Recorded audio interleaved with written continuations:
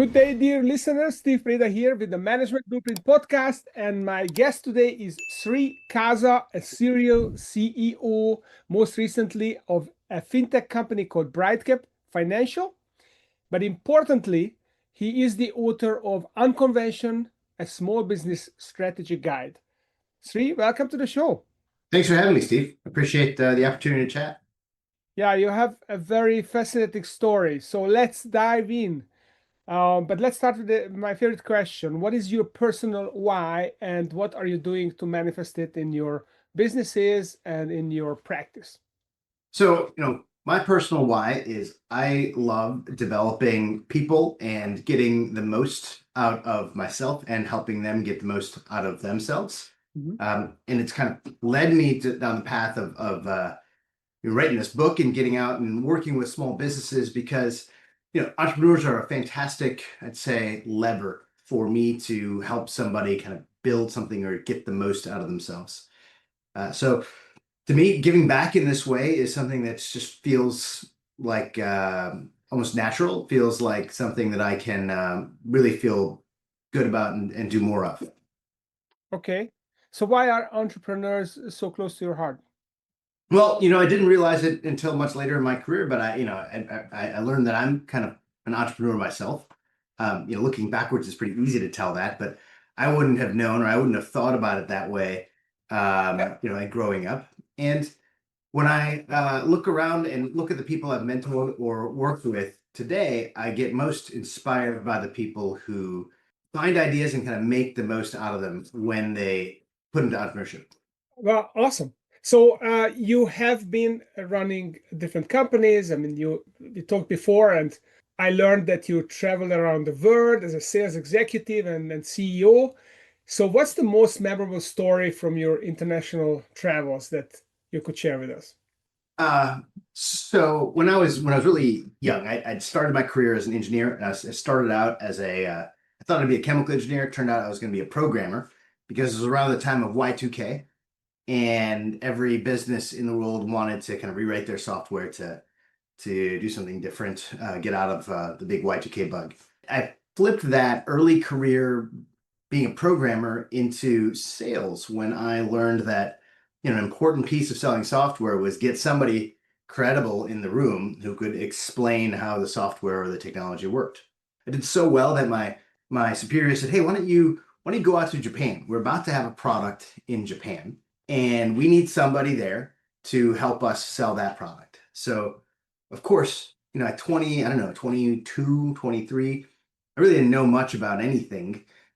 So of course I thought I could do whatever they asked. I'm perfectly capable. Learn a foreign language and live in another country for a few years and sell millions of dollars of software to people I don't know? Sure, why not? Right? Of course I can do that. So the stories from there, and I've got probably more than we could possibly share in the time that we have. But in the stories from there, one of the first things that started to sink in is I got immediate credibility showing up because I was a foreigner. And at the time, and I don't know that this is true anymore, but at the time, when I showed up coming in from the US, coming from California, all of the people I interacted with, oh, you must know a lot about technology because you're an American. And that's where all of this, you're from San Francisco, that's where all this technology stuff is happening. And, maybe I knew a little bit more than the folks around me, but it's not like I was some genius, or it's not like half of what I was saying was stuff I hadn't learned like days earlier. But nonetheless, yeah, I could really talk to people, and hung on every word about what our technology could do. But what was wild was we got there, and the software that was on its way still wasn't ready. So for folks who don't know, back then in like the year 2000, 2001, computer languages, mostly all of the code that was written for American companies, it would share language itself, the English language, in single byte characters. So you've got 256 bytes that you could, or different combinations of bits and bits to get to a byte. That means 256 different letters, capital letters, lowercase letters, periods, all that wonderful stuff. In Japan, you couldn't represent characters that way. You needed double byte, right? You need two different bytes, so way more combinations, possibilities. And just like pre-Y2K, there was these issues where, oh wait, the calendar dates for the century weren't there. Here, the data structures weren't there for just common language translation. My engineering team at the company I was at was working hard to kind of put that in place, but it took 6 months to a year to kind of sell some of this expensive software to these big enterprises. So they said, get out there, sell it, and by the time you're done selling it, we'll have it ready. So I'm out there and I'm meeting people, doing some, conversations with businesses, and mostly I'm showing them slides because there's no software to show. Right. And, Right. and half of the meetings didn't even have slides, just, talked. But what I really found interesting was most of the time I'm interacting with my potential prospects, we weren't in meeting rooms. We weren't having meeting discussions on what the software did or anything about their plans for how they might use the software. We were sitting in bars or izakayas or karaoke places drinking. And the thing that really stuck with me was it took me almost 6 months to get the first big deal done, right? We drank with these guys twice a month, maybe 3 times a month, and slowly progressing through their organization, like getting to the next level of decision maker, next level of decision maker. You could tell you were seeing success when the drinking party started to get bigger. Like we'd go drinking, we wouldn't even have a meeting the next day. We'd go drinking again. Okay, we'd have a meeting. 3 weeks later, 4 weeks later, we'd go drinking, but now there'd be a new guy, more senior guy who joined. And you'd slowly oh, we're getting there deeper into like the real decision maker. We're navigating the organization, but really, quite honestly, it was just a lot of drinking. Fun stuff, fun stories. We'd go around, and the first time I'd had something called takoyaki, which is this little grilled dough ball with octopus inside. Tasty Japanese treat. But a fun game they'll play when they're out drinking is they'll order takoyaki roulette, which is 8 takoyaki balls.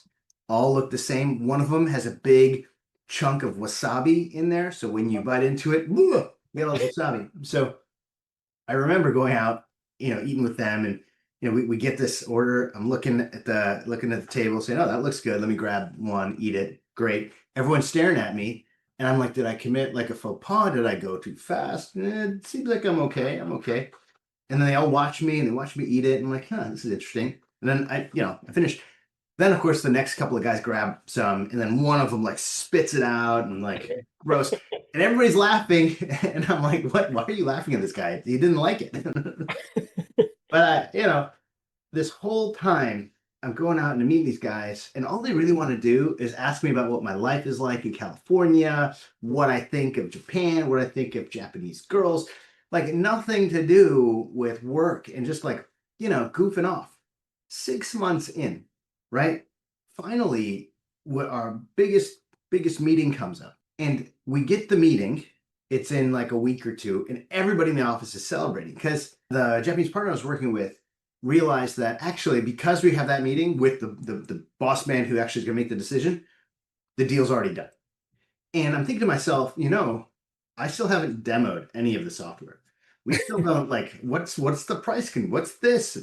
And the partner I was working with explained to me is, look, this is about relationships. This is about having a relationship with the companies where they really know how to work with each other, where they trust you to kind of bring the right software. In this whole 6 months of these interactions, it wasn't about trying to convince them that your software is good, right?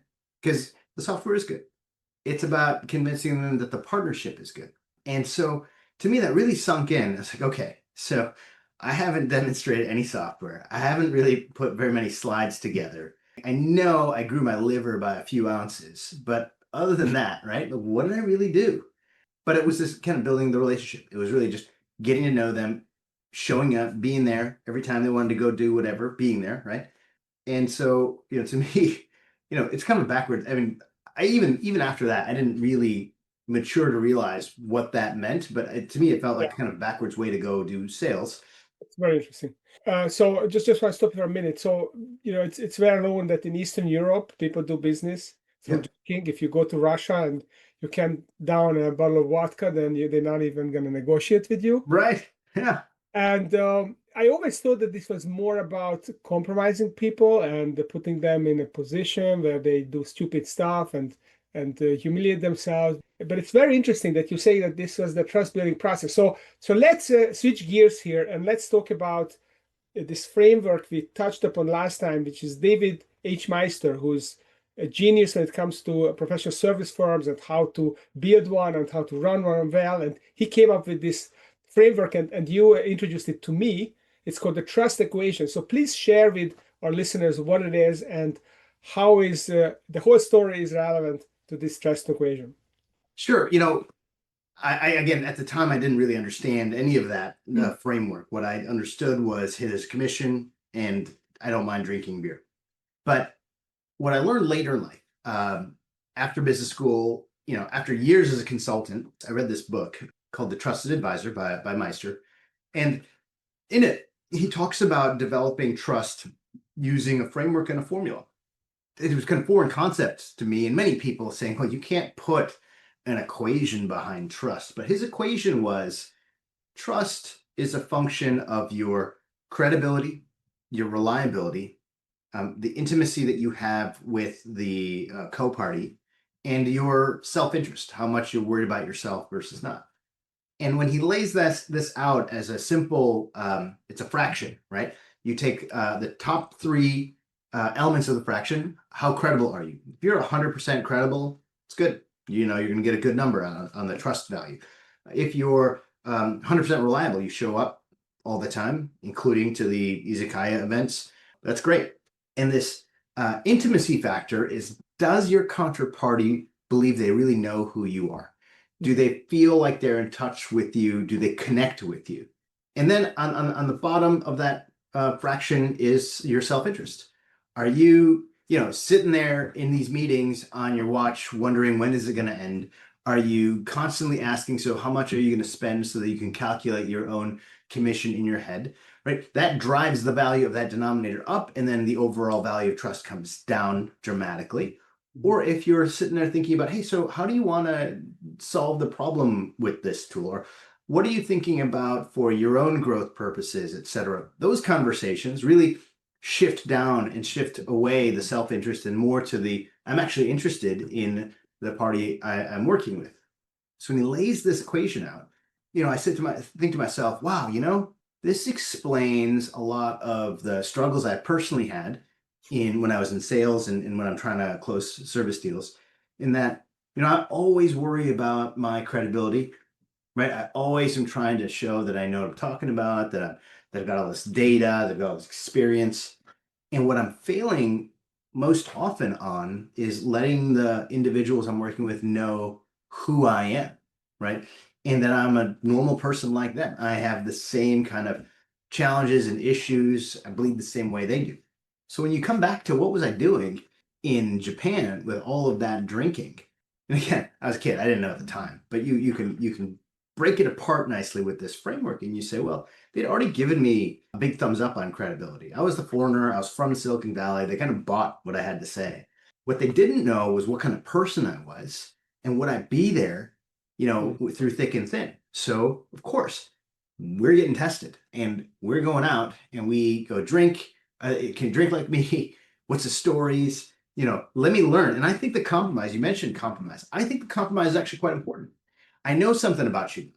Mhm. I know something about you that you might not want everybody to know. I'm not suggesting you threaten it, but when you hold that, you now have a tighter bond with that person.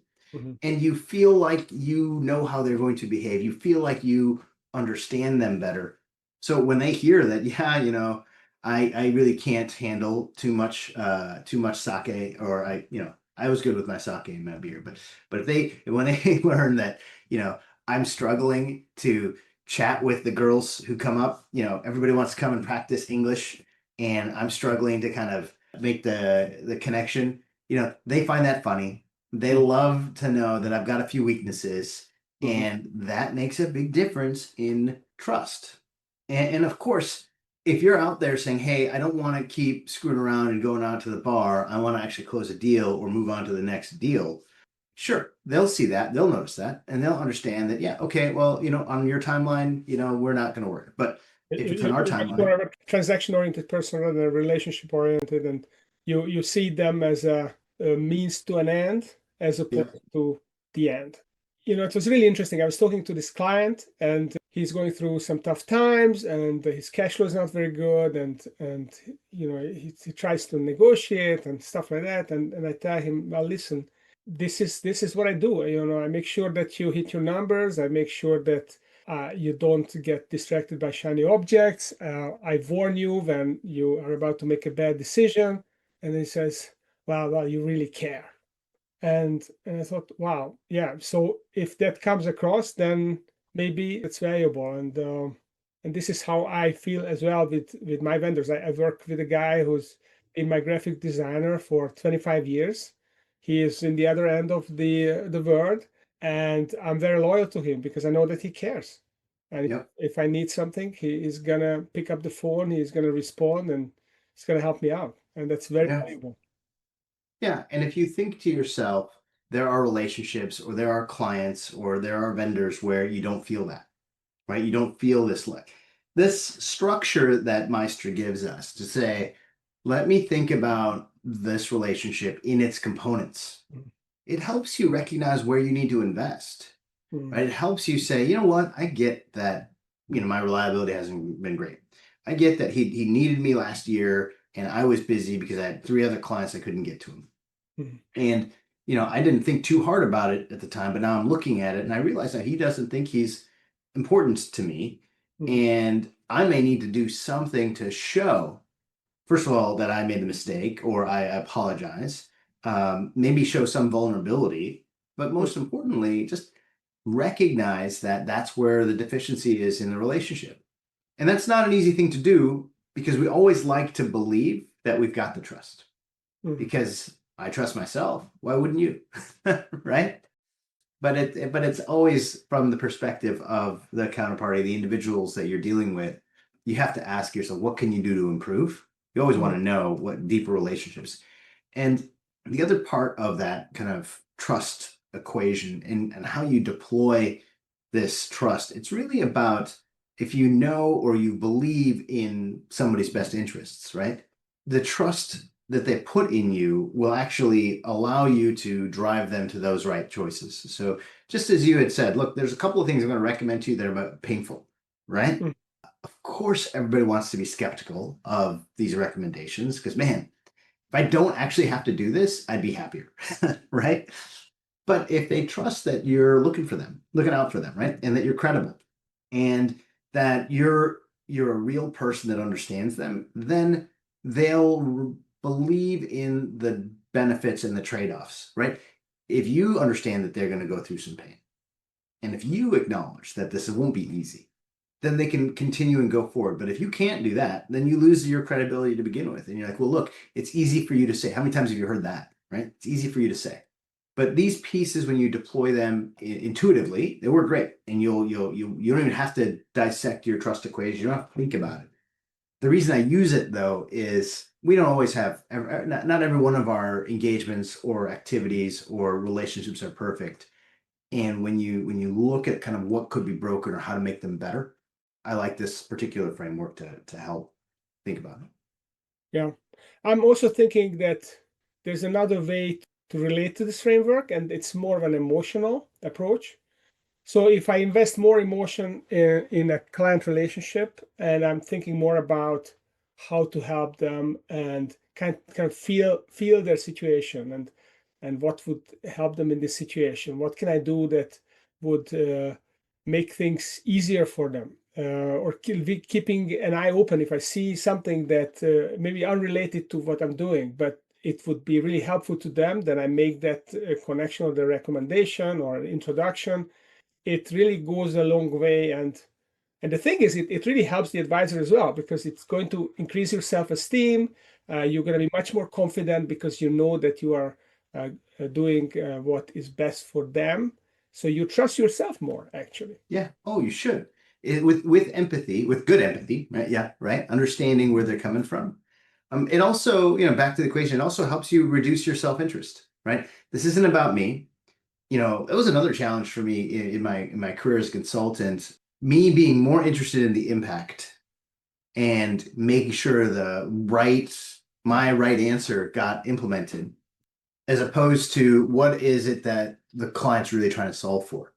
And there's another big eye opener for me in I don't see the world really through the politics or the career ambitions of my clients. I kind of just saw the world in terms of where's the impact going to be, how much EBIT can we improve, etc. And this is good because most people should just agree. But it turns out, executives, business leaders, they often have more than just that in mind. Even small business owners will have other personal drivers behind their business. So you can go in and start making some cash or pricing recommendations that say, hey, take the price up because you're not going to lose customers. And they'll say no. And if you don't understand the profit margin wasn't the only thing they were solving for, then you're not going to be a good advisor. You got to understand, okay, well, the profit is there. And I get that you don't feel comfortable telling people about the price, but tell me more about like, why is it that this is better for the business than not? Or tell me, what is it you're trying to accomplish by having a lower price if it's not just kind of make sure you hold on to your customers? Maybe they'll tell you, look, I'd rather have people evangelizing the great deal that they got than I would taking the extra $2 a transaction, right? Get that out there because then you'll be a better advisor. Understanding what their real motivations are and helping break it apart makes you a better advisor. That's very well said. It's easy to assume that it's all about the profit and the valuation, but ultimately the profit and the valuation serves a purpose, right? Why do I want to sell my company? Because maybe I want people to respect me, to love me more. I want to please my partner, my parents, my children, whatever, myself. But ultimately, if I do it in a destructive way, then I'm going to be self-defeating. So Yep. I'm going to be a billionaire, but everything's going to hate me. Then what's Yeah. the point of all that? Oh, yeah, absolutely. And sitting down and being kind of thoughtful about that purpose, right? Early in your conversations with your clients and just being on the same page as them, it's okay. And in fact, that's that intimacy because what if there's more, right? Actually, the whole reason I started this business is I wanted my kids to be proud of me.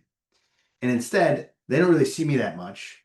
And I thought I was going to hand it to them when I built it up and it was time for them to take over. They want nothing to do with it. Now I've got to sell it. Mhm. So when you hear that, you're like, okay, now I get why you're bitter about this whole process. Mhm. Why don't we reframe it around how do you then go celebrate the sale with your kids? How do you then turn this transaction into a vehicle to go get that engagement with your children, whatever that might be? You Mhm. know, really understanding and drilling into those things makes a difference in terms of can you accomplish the thing that you've been chartered to accomplish? Yeah.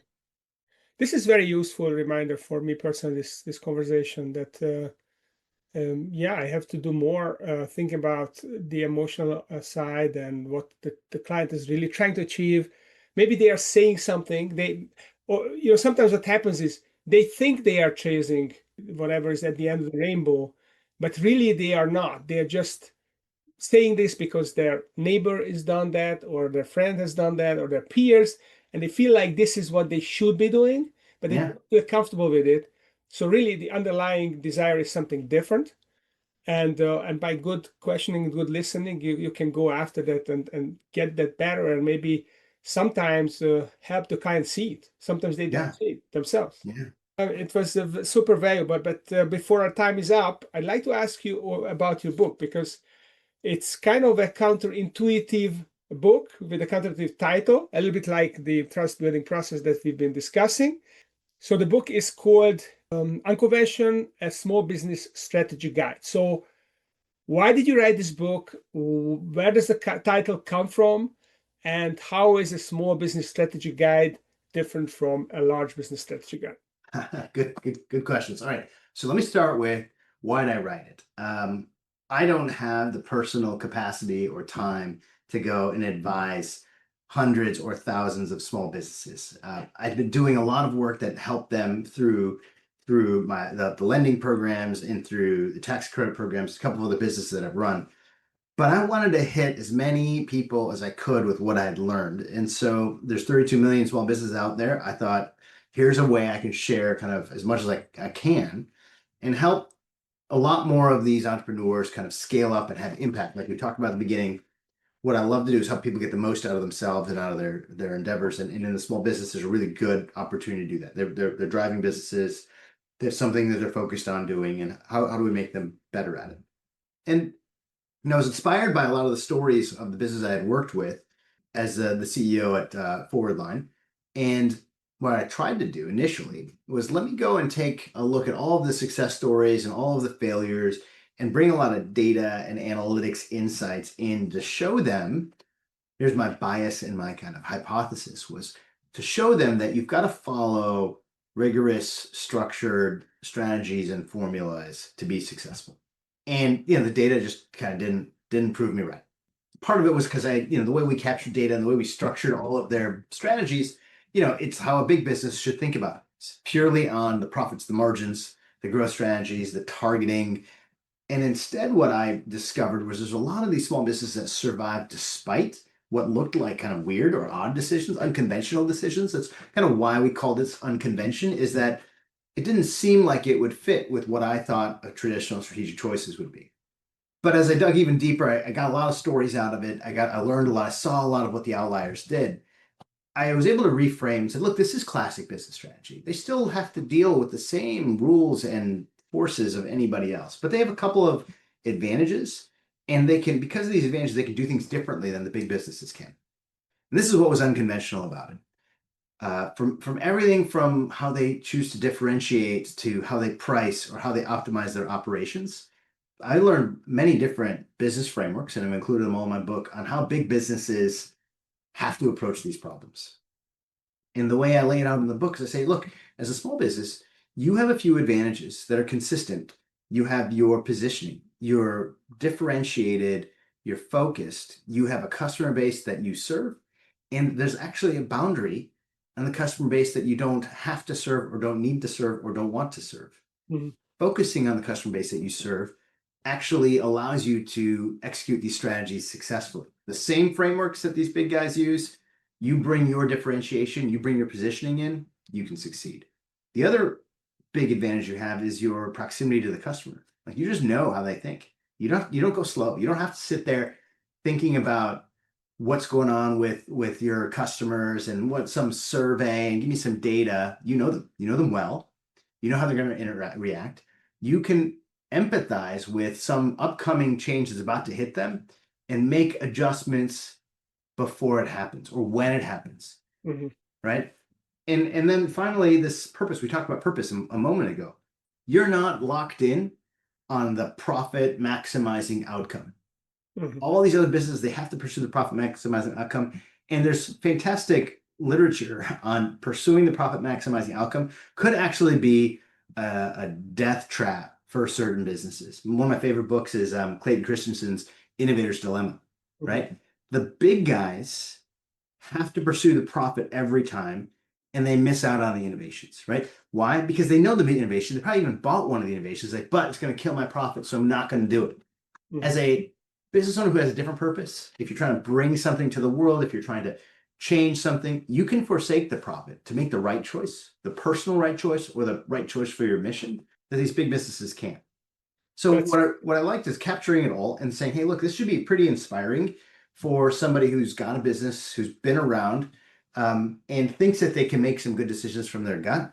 Say, no, it's not. It's not because you're doing it from your gut. It's because of these three principles, and you should understand these strategies and the strategic frameworks that the big guys use, because they still apply to you. They still do apply, and so you can't just trust your gut on every move. You can't just go and apply whatever you think because you're small. You really still do have to play by the rules, but you can leverage these principles to win in these cases. Yeah, and then the business is a lot simpler than a large business. So it's easier to make decisions. It's easier to pivot. Your staff is much more nimble. You are in control of the decisions of the business. So there's a lot to go for a small business. And it's no wonder that big businesses often get disrupted because they just can't get themselves to disrupt themselves. So they wait until someone else does it, while a small business has the freedom to not be burdened by the legacy bad decisions of a big business and get faster. That's right. But the small businesses that don't succeed, because they're chasing these big business strategies, actually fail the same ways the big businesses do, right? Go after marginal customers that don't really mean anything to you, but it's a kind of an empty calorie expansion. You don't have loyalty, you don't have resilience, and you're overextended. No, Yeah. serve the customers that actually value what you do. Love it. Love it. Well, definitely check this book out. So when is it coming out? The Unconventional? September 23rd. So it's probably out already in bookstores and online on Amazon. Well, we're going to publish this earlier. So it's not going to be out. We're going to come out probably the second week of September. Yeah. Oh, okay. Get ready for the launch. Is there going to be a pre-order copy? Oh, yeah. It's pre-order on Amazon too. So you should be able to, you'll find it. It's ranking pretty high on in pre-order sales already. So it should be easy to find. So check out Sri Kaza, Unconventional, a small business strategy guide. I already started reading it, and it's fascinating. So definitely check it out. So Sri, thanks for coming on the show and sharing your ideas and experience. So if people would like to not just read the book on Amazon, but would like to reach out and learn more about what you do, where should they go? Where can they find you? You can find me on my website. I've got Substack, and I've got a website. So you can come to me on my website, sri-kaza.com. You'll be able to download the primer on the principles, learn a little bit more. Just a couple of exercises, kind of think about your own business there. And then, I post a lot of blog posts about today's environment for small business, things like tariffs or pricing or online advertising, all kinds of different topics for small businesses. So very interesting. So do check it out, sri-kaza.com, and read Unconventional. Sri, thanks for coming to business, coming to talk about your business and your ideas on the podcast. And if you enjoyed this show, stay tuned because exciting entrepreneurs keep coming to the show every week. Thanks for coming, Sri, and thanks for listening.